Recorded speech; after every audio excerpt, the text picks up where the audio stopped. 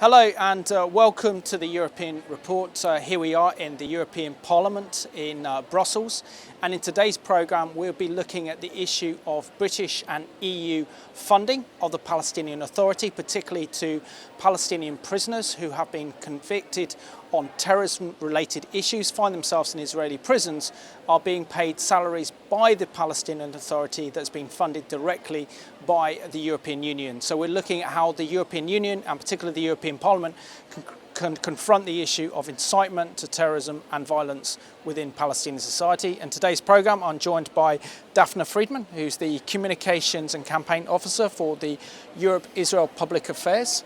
Also, Tomas Sandell, the founder and director of the European Coalition for Israel, and Michael McCann, who is the director of a brand new organisation in Britain called the Israel-Britain Alliance. So welcome to the programme.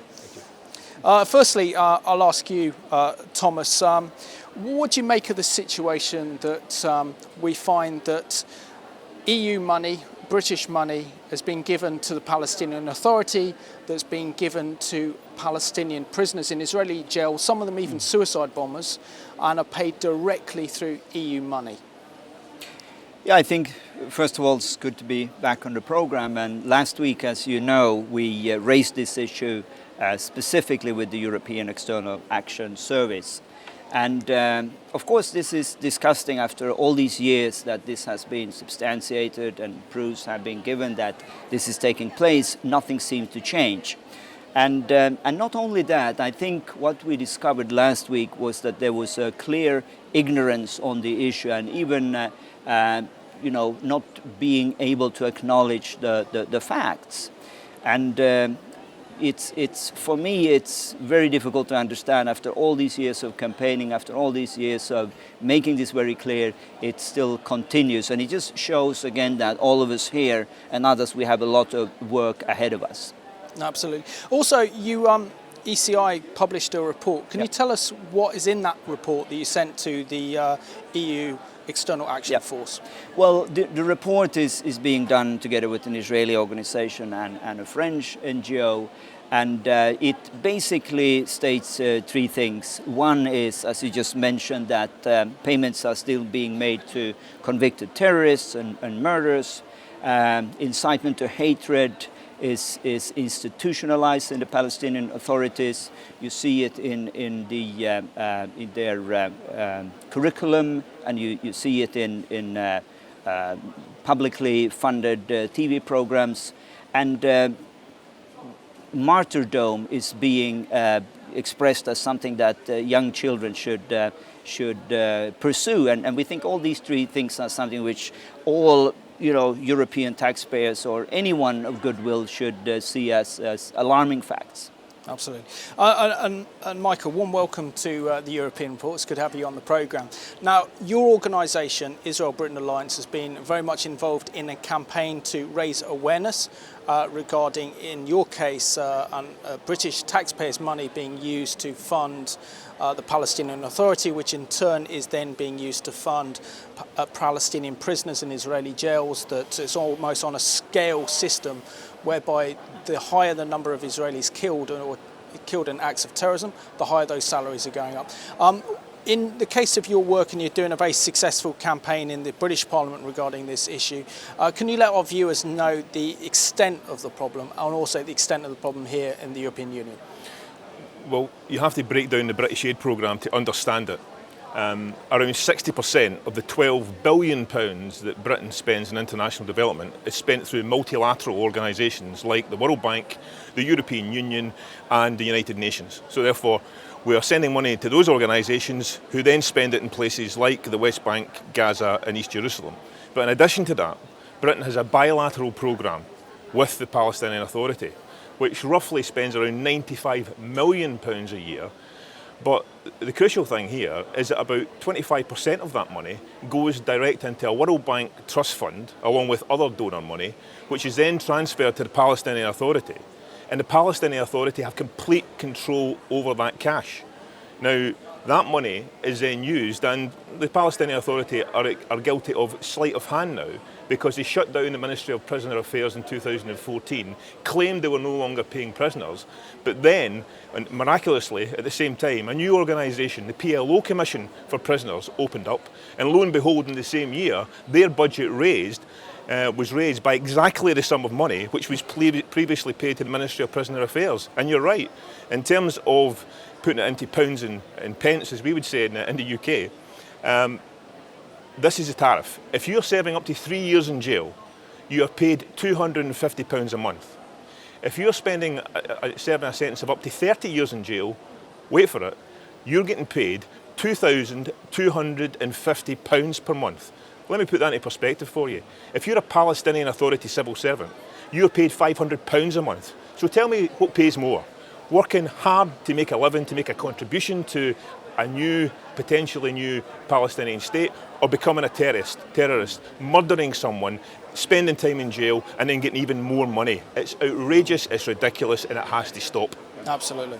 And Dafna, now you're part of the Europe-Israel Public Affairs, you're their communications officer, campaigns officer, and you're also an Israeli as well. So you are doing work here in the European Parliament and the European institutions as well, but you're also an Israeli. So what is your reaction when you know that British and also European aid money is being given to the Palestinian Authority that is raising the next generation of children to hate and incitement towards violence towards your nation and your people?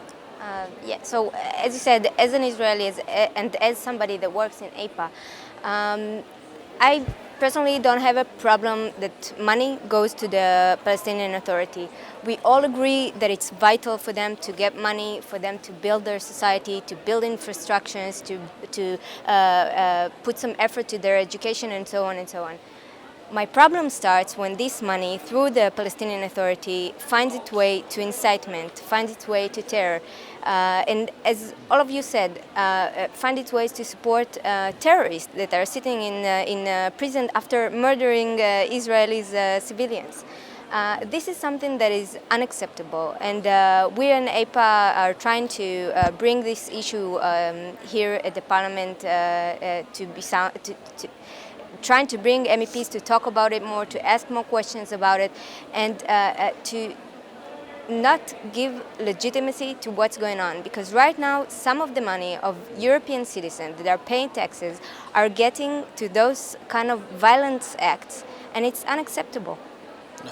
And Tomas, you've been here working in the European Parliament, the European institutions regarding the issue of incitement to terror and the incitement to violence committed by the Palestinian Authority. Is really preparing the next generation of young Palestinian children to actually hate Israel, or even the worst case, glorify terrorism against Israelis.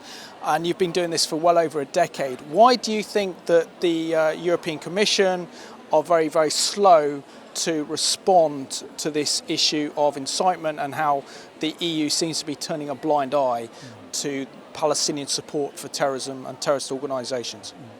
Well, obviously the civil servants at the European institutions are accountable to their citizens, but primarily to the member state governments.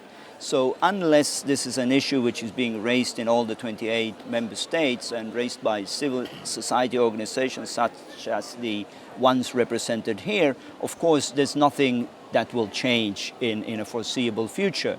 And I think it's sad, and it's often pointed out in the European Parliament as well, that we have to make these non-elected officials accountable.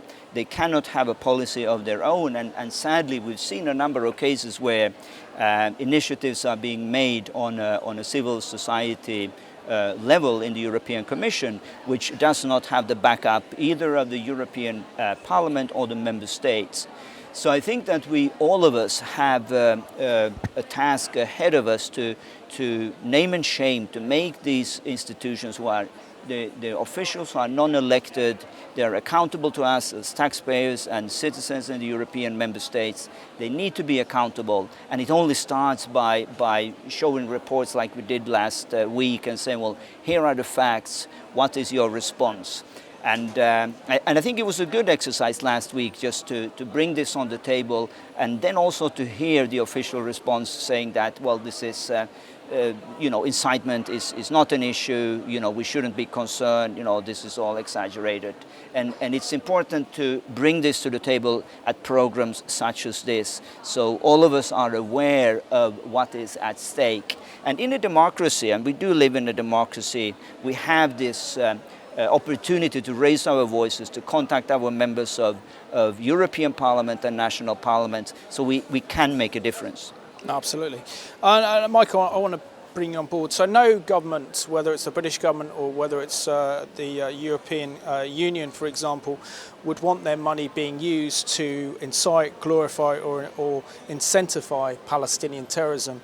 Why do you think there's so much apathy? And surely the better way is to actually support projects that produce better coexistence and reconciliation between the Israelis and the Palestinians?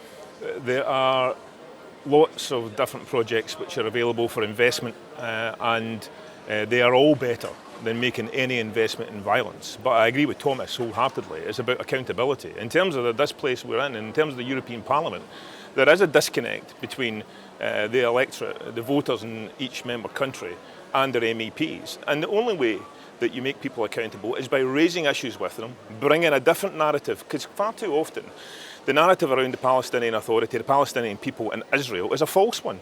People don't know the history. They don't know the history of this fantastic country that's existed since 1948. It gets bad headlines. It gets a bad press regularly. And we who believe in the country, who want to make sure that that success continues, should be shouting out louder about it. And that's why the Israel-Britain alliance is ensuring that the people who support Israel and the Jewish people across the whole of the United Kingdom and Northern Ireland, those people have been brought together to make their views known to politicians. And I want to spread that word further. I want to make sure we take it to this place in the European Parliament, where we ensure that we work as a coalition of countries in the future, and that we ensure that that narrative of the truth, that narrative which will lead us to a peace in this difficult part of our world, will be made available to politicians. But having been a politician, I know that it's often the case that you want to choose the path of least resistance. And quite frankly, because we haven't been making our voices heard loud enough, then the path of least resistance has been all those people who support an untruthful narrative. We've got to change that dynamic. We can, and we will. And we will force politicians to take realistic and sensible decisions, particularly when it comes to giving aid and succour to terrorism and people who incite and create violence. Michael, when you were a Labour MP in the British Parliament, you were on the select committee that dealt with the Department for International Development and aid that was going to the Palestinian Authority, because you were part of that committee tour of the Middle East. You met the Palestinian finance minister. You asked him directly, is money going to fund Palestinian prisoners that are being convicted on terrorism charges in Israeli prisons and paying them a salary? And what was his answer? What were your findings that you saw for yourself? Well, let me tell you, you asked a question to, I think it was Tomas earlier, about what are the problems, and he said, well, you're making this all up, it's all a myth, it's, you're exaggerating. Let me absolutely clear on this. As a member of the United Kingdom Parliament, on a delegation from an official select committee of the House of Commons, we met with the Palestinian Authority Finance Minister, Bashara. I asked him this question: do you pay convicted terrorists and criminals a salary every month and they get more if they're spending a longer time in prison? I didn't need to be a super sleuth to get the answer. This was his response: yes, we do. It costs us a lot of money. We would rather not pay it, but politics mean that we have to pay it. It's a political decision on behalf of the Palestinian Authority. So please, any European bureaucrat, any European politician, any British politician, any member country politician who repeats that nonsense, this is exaggeration, it's not true, please direct them back to that answer, because it was unequivocal. They do, it has to stop. And the crucial thing is, there are other ways we can spend that money to take people out of poverty. As you mentioned earlier, there are fantastic coexistence programs between Israelis and Palestinians. They'll build peace, they'll build bridges to peace. At the moment, we're funding terrorism, which is never going to be a foundation for an end to the violence in this difficult part of our world. Yeah, and Dafna, I know that you and many other Israelis would have been celebrating only a couple of weeks ago Israel's independence, Yom Ha'atzmaut, 68 years reborn as a nation, and today Israel is an economic powerhouse in the Middle East. And if we then compare that to the amount of aid money that the Palestinian Authority has received through the World Bank, through the EU, through the US government, we realise that actually it's more money given to the Palestinian Authority was given than the Marshall Aid Plan after World War II to build the entire continent of Europe again after the years ravaged by war during World War II. What does this say about the corruption within the Palestinian Authority, and how important is it that we raise issues to do with abuse of Palestinian human rights by the Palestinian Authority? That's really important questions. I think when you look at the Palestinian money they received a lot of money up until now, and nowadays they're still receiving a lot of money. And the question that almost nobody is asking is, where is the money? Where is the money? Question. And when you go to those places and you look at them, all you can see is poverty. You can see people living bad conditions. Some of them don't even have houses. Some of them don't even have electricity or running water or anything at all. And this question needs to be raised. Where is the money? So there is two things. One of them you were talking about earlier, the fact that people don't have money, and that some of the aid money goes to fund people that are actually taking acts of terror against Israelis, create a vicious cycle of violence. Because if somebody doesn't have a way to bring food for his family at home, he will prefer then to go kill some Israelis, sit in the prison, and get some money for his family. And it's clear fact. I mean, some of them don't even do it for ideology. And the second thing is, as you mentioned, the corruption, because we all saw the last report about Abu Mazen building a house with over $7 million worth house. And you look at those things and you don't know how to react to that. And we here in Europe should find a way to make sure that our money goes to the right cause. Our money goes to build, not to destroy. Absolutely. And Tomas, when we look at the issue of Palestinian incitement and hatred to violence, this has really been here since the start of the peace process back in 1993 between the Israelis and the Palestinians, when Yasser Arafat took control first of Gaza and then Jericho, and then later other towns and cities in Judea and Samaria, which then has become part of the Palestinian Authority. So this issue has really been there. So we've seen a whole generation of young Palestinians brought up on this daily diet of incitement and hatred towards Israel. Surely Europe can learn something about its own history of the dangers of incitement and hatred when we look at the Nazi regime in the 1930s to realise the full consequences. But in your opinion, what are the dangers if we and Europe ignores this issue? I often quote JFK, who I think said that peace doesn't start with a signature on a piece of paper, it starts in the hearts or minds of people, as I believe was the case also in Northern Ireland, the peace agreement there. And obviously what we see in European history is that we often talk about the Holocaust as almost as it would have started overnight when at the Wannsee conference, when Hitler decided to annihilate all the Jews. But obviously historians would say it started much, much earlier. It started with words, it started with demonization, and that's why this is so, incitement is such an important element on, how are we preparing for the future. And that's why we are so strong at saying as long as there is incitement, we don't see any prospect for a sustainable peace. And that's why we need to continue to be strong on this issue. And just as a side note, some of us noted in a public debate here in this European Parliament last week that a prominent member of European Parliament referred to Israelis as a disease, as a resh. And I think that's quite remarkable, and it's almost unheard of It's something you can hear on the streets in Europe, in the bad neighborhoods. But in the European Parliament, to make reference to Israelis in this despicable way, I think it's also a sign that something is not right in the discourse. Yeah. Michael, we're down to the last 5 minutes, so I've got two parts of my question. The first thing is, how possible is it that the European Union would actually adopt the Canadian model to make sure there are proper accounts to show where EU aid money is being spent and being used, so there's a proper accountancy system set up? And secondly, what can our viewers who are watching this programme today, concerned about how EU and British aid money is being used by the Palestinian Authority to incite, to hate and to glorify terrorism, what can they do about it? First part, we don't need to adopt the Canadian model. We already have the mechanisms to resolve this, and I'll tell you what they are. The British money, the British aid that is given to the Palestinian Authority, and it will be the same as the European Union money, is governed by a Memorandum of Understanding. That Memorandum of Understanding commits the Palestinian Authority to non-violence.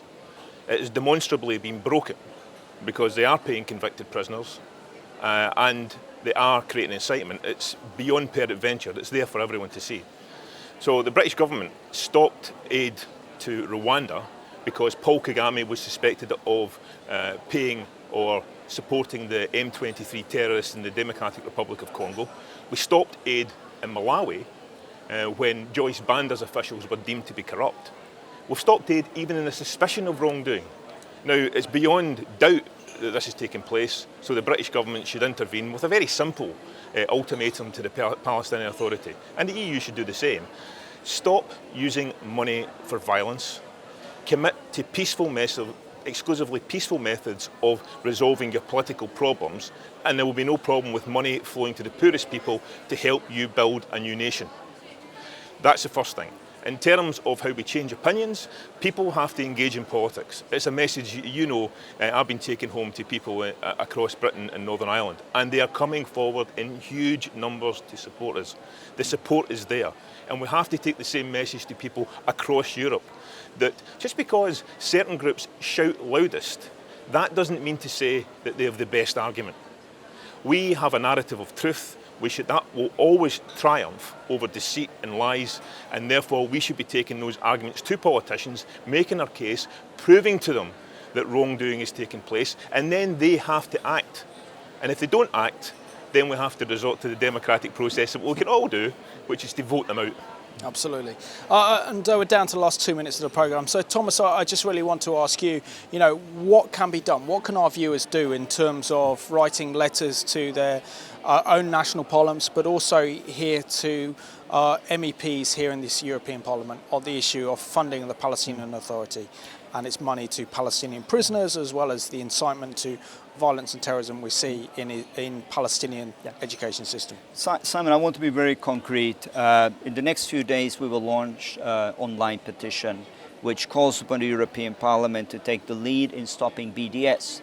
BDS is also a form of anti-Semitism. It's also a form of incitement when Israel is singled out, when Jewish businesses are being singled out for boycotts and sanctions. And I believe it's important that we take a moral leadership in Europe where we know where this all could lead, where it would eventually lead to. And so we often, we get excited in this studio, and the viewers may feel distance to what we are talking about. But I think the beauty of democracy is that every vote counts, every voice counts. Clicking on a petition to say, well, this is my way of showing my support for Israel is so pivotal. And obviously this is something you can just share within the family, at your workplace, in your church, and in your community. And this way we can have make an influence and have an impact. Let me also say that I'm so happy to finally meet Michael and work together with this brilliant man. And you can tell he's been a successful member of the British Parliament. And I think together with Daphne and EIPA and other like-minded organizations, we can make a difference. Absolutely. And Daphne, I give you the final word on the programme. For Israeli victims of terrorism, how must they feel when they realise that those terrorists who have committed these awful acts of terrorism in Israel are being paid by the Palestinian Authority through European taxpayers' money. How does that make you feel? Honestly, as an Israeli, I mean, it's kind of sad to say that, but we kind of got used to it. We know who our neighbors are, we know who our enemies are, we know their way and how they act and how they raise the next generation. What really hurts for us as Israelis is the response of our friends outside of Israel, the world.